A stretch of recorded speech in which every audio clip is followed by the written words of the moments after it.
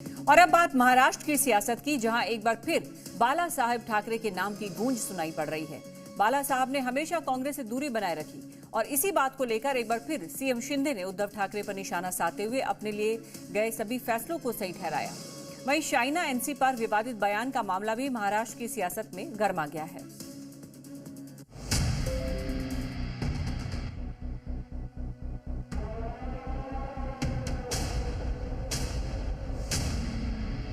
जो बाला साहब ठाकरे जी हमेशा नहीं चाहते थे, वो कहते थे कांग्रेस को दूर रखो, कांग्रेस अगर मेरी पार्टी की नहीं होने दूंगा। मोह माया के जाल में फंस गए और सरकार उन्हीं के साथ बना दी।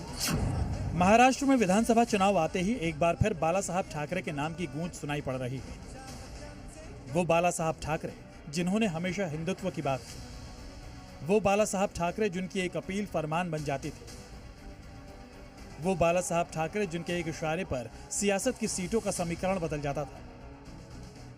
आज फिर उन्हीं बाला साहब का नाम विधानसभा चुनाव में लिया जा रहा है, वो भी कांग्रेस के बहाने उद्धव ठाकरे पर निशाना साधते हुए। मुख्यमंत्री सीएमशिप पाने के लिए कांग्रेसियों के साथ गठबंधन कर दिया, गठजोड़ कर दी और इसलिए हमने सरकार पलट दी और शिवसेना बीजेपी गठबंधन की सरकार ला दी।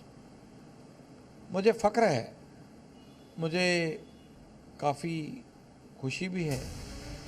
शिवसेना की नींव रखने वाले बाला साहब ठाकरे ने कांग्रेस से हमेशा दूरी बनाए रखी, लेकिन 2019 में उद्धव ठाकरे ने बीजेपी से नाता तोड़कर कांग्रेस और एनसीपी के साथ मिलकर महाविकास अघाड़ी बनाया, जिसका नतीजा ये हुआ कि 2022 में एकनाथ शिंदे की बगावत से कुर्सी और पार्टी दोनों छिन गई और अब उनके सामने एक बार फिर 2024 चुनाव की चुनौती है। जाहिर है बाला साहब का नाम आज भी महाराष्ट्र में मायने रखता है और यही वजह है कि एकनाथ शिंदे भी इसी नाम के सहारे ये जताने की कोशिश में जुटे हैं कि उन्होंने जो किया वो सही किया। शिवसेना से अलग होना और पार्टी को तोड़ने का फैसला सही था और इस बात को उन्होंने पहले भी दावे के साथ कहा और एक बार फिर इस चुनावी मौसम में उन्होंने अपने फैसले को सही ठहराते हुए दावा किया कि अगर बाला साहब होते तो वो कभी शिवसेना को कांग्रेस के साथ नहीं जाने देते। जो बाला साहब ठाकरे जी हमेशा नहीं चाहते थे, वो कहते थे कांग्रेस को दूर रखो, कांग्रेस अगर मेरी पार्टी की नहीं होने दूंगा, वरना मैं मेरी दुकान बंद करूंगा। लेकिन निजी स्वार्थ जागरूक होने के बाद मोह माया के जाल में फंस गए और सरकार उन्हीं के साथ बना दी। एकनाथ शिंदे ने इस दौरान शाइना एनसी पर दिए अरविंद सावंत के विवादित बयान को भी बाला साहब की सोच में जोड़ते हुए दावा किया कि अगर वो होते तो ऐसे बयान देने वालों का मुंह तोड़ देते। दुर्भाग्यपूर्ण बात है, एक बहन के बारे में ऐसी बातें करना ये बहुत ही निंदाजनक है। इसकी कितनी निंदा करे उतनी कम है।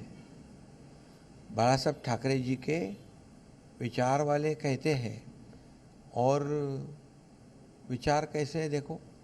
बाला साहब ठाकरे जी अभी रहते तो सही में मुंह तोड़ देते। मैं इतना ही कहूँगा, इनकी फितरत ही है ऐसी। वहीं इस मामले में बीजेपी छोड़कर एकनाथ शिंदे की शिवसेना में शामिल हुई मुंबा देवी से प्रत्याशी शाइना एनसी ने अरविंद सावंत के खिलाफ केस दर्ज कराते हुए कार्रवाई की मांग की। एफआईआर दर्ज हुआ है नागपाड़ा पुलिस स्टेशन में सेक्शन 79 और section 356(2) outraging the modesty of a woman. Election commission और महिला आयोग ने भी कॉग्निसेंस लिया है। ये एक जंग है महिलाओं के सम्मान के लिए। विवादित बयान पर विवाद बढ़ा तो उद्धव गुट की शिवसेना से सांसद अरविंद सावंत ने माफी मांगते हुए दावा किया कि उनके बयान को गलत तरीके से पेश किया गया। कुठल्याही कुणाच्याही भावना दुखाव्यात, कोणत्याही भगिनीचा अवमान करावा असं माझ्या आयुष्यात कधी मी केला नाही, करत नाही, करणार नाही, तेव्हाही मी केलेलं नाही। कुणाच्या भावना दुखावल्या असेल तर मी दिलगिरी व्यक्त करतो। वहीं उद्धव गुट अरविंद सावंत के समर्थन में नजर आई। कोई अपमान नहीं हुआ है। अरविंद सावंत जी हमारे एक